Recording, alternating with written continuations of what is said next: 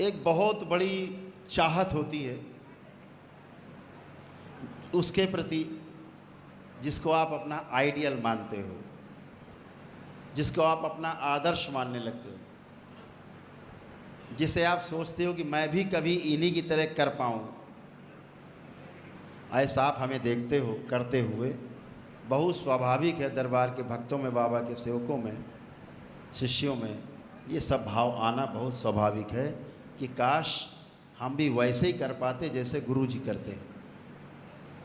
इसमें कोई गलत नहीं है, बिल्कुल सत्य है आपका भाव, ये रहना भी चाहिए। कर दे ऐसी कोई व्यवस्था नहीं है, उसका एक समय है। वो बच्चा होगा, फिर जवान होगा, गृहस्थ जीवन में जाएगा, फिर वो उसमें सक्षम होगा।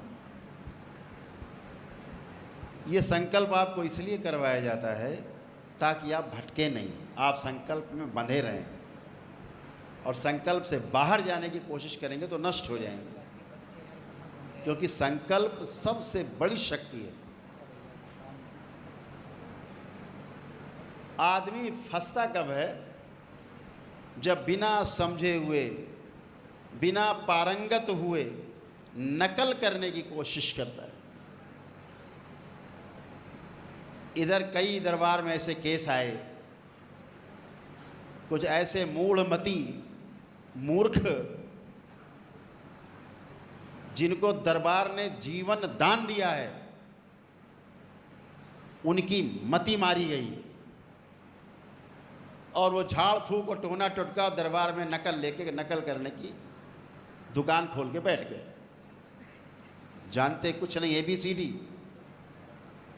जो हमने 40 वर्षों में जाना, वो 40 दिन में करके समझ लेना चाहते हैं। असंभव। नरक में जाने के अलावा दूसरा कोई रास्ता नहीं है। जा ही रहे हैं ऐसे लोग। आज दरबार ने वो शक्ति खोली है, इसीलिए मैं थोड़ा आपके पास आने में मुझे विलंब हुआ, मैं अनुष्ठान में था। आज स्वयं माँ ने वो शक्ति खोली है कि कोई भी 21वां लेवल को पार किए बिना दरबार की नकल करता है, मेरी नकल करता है, मेरे बोले गए शब्दों को दोहराता है, जड़ से नष्ट हो जाएगा पूरा का पूरा खानदान।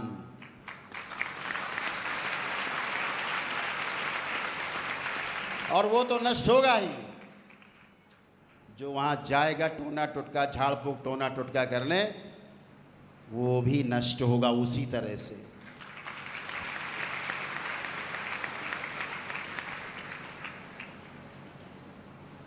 आज दरबार ने वो शक्ति खोल दी है। अभी तक नहीं करते थे कि चलो कुछ दरबार के लोग करते हैं तो कष्ट उठाएंगे, दंडित होंगे, मृत्यु हो सकती है उनकी, लेकिन अब वो समय आ गया, दरबार अपने चरम पर है, दरबार की शक्तियां अपने चरम पर हैं, उनका दुरुपयोग बिल्कुल भी बंद, बर्दाश्त नहीं।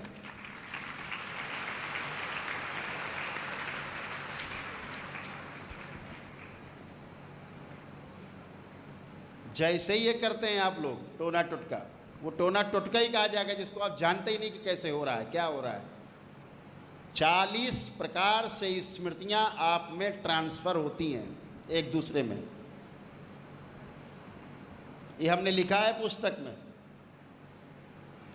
40 प्रकार से अधिक, उससे भी अधिक तरह से स्मृतियां ट्रांसफ़र हो जाती हैं एक दूसरे में, आप जान भी नहीं पाते।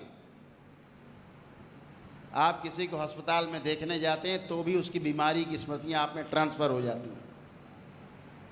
उस अस्पताल में स्मृतियों का अंबार रहता है, वो स्मृतियां आप में घर कर जाती हैं आपके भाव से। जैसे आप आम के बाग में जाते हैं तो आम की खुशबू से भरा होता है, अमरूद की बाग में जाते हैं तो अमरूद की खुशबू से भरा होता है। जिस प्रकार के फूल की बगिया में जाएंगे उस प्रकार के फूल के इत्र से वो बगिया सुगंधित होती रहती है। गुलाब की बगिया में आपको बेला की खुशबू नहीं आएगी, और बेला की बगिया में आपको चमेली की खुशबू नहीं आएगी। जहाँ जैसी स्मृतियाँ हैं उन्हीं की खुशबू आपको आएगी।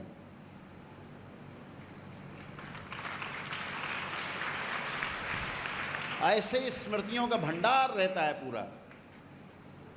पूरा भंडार रहता है। जिस प्रकार के रोग के अस्पताल में आप जाते हैं, आप कैंसर के अस्पताल में जाते हैं तो वहाँ कैंसर की स्मृतियाँ फैली रहती हैं, घने रूप में फैली रहती हैं, और वो आप में भी प्रवेश करती हैं। क्यों?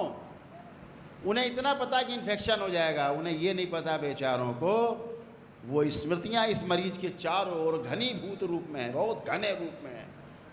जैसे उसको वो टच करता है वो उसकी स्मृतियाँ उसमें प्रवेश कर जाती है। इसलिए कोई भी डॉक्टर हो, कोई भी वैद्य हो, कोई भी चिकित्सक हो, जिस चिकित्सा को करता है वो, जिसका वो स्पेशलिस्ट है, मैं ऐसे बहुत लोगों से मिला हूँ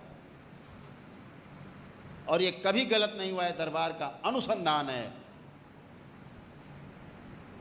जो डॉक्टर जिस रोग का चैंपियन है उसकी मृत्यु उसी रोग से होती है।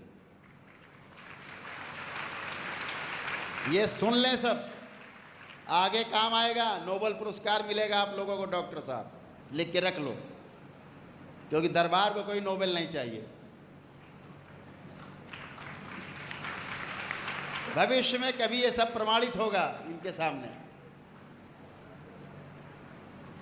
जो डॉक्टर जिसका चैंपियन है जिस रोग का,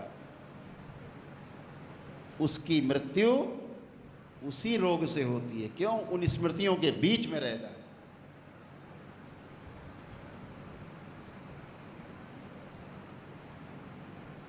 तदाकार तद्रूप होना, तदाकार हो जाता है व्यक्ति, तद्रूप हो जाता है। तो आज दरबार को मजबूरी में यह शक्ति खोलनी पड़ी जो आज तक नहीं खोली गई थी। पूरी सृष्टि सुन ले और सृष्टि के बाहर के लोग भी सुन लें जो मेरे द्वारा बोला गया है, मेरे द्वारा। कोई भी दरबार की शक्तियों का दुरुपयोग करने की कोशिश करेगा, अकाल मृत्यु को प्राप्त होगा वो या उसके परिवार के सदस्य।